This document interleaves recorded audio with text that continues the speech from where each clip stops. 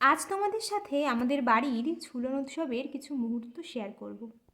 অন্যান্য বছরের মতো এবছর যেহেতু ঝুলনটা বড় করে করা হয়নি, শুধুমাত্র নিয়ম মাত্র রক্ষা করা হয়েছে, সেই জন্য যেটুকু দরকার যতটা পেরেছে আমার মা করেছে। ঝুলনটা ছোট হোক বা বড় করে হোক, আমার মা কিন্তু সবটাই নিজে হাতে সামলান।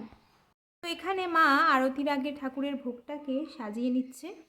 আজ তেমন বেশি কিছু আয়োজন করা হয়নি, কারণ বাড়িতে কিছু লোক আসবে। আর আগের দিন আমি ঠাকুরের জন্য কয়েকটি মালা গেঁথেছিলাম, তোমরা অবশ্য দেখেছো মালাগুলো।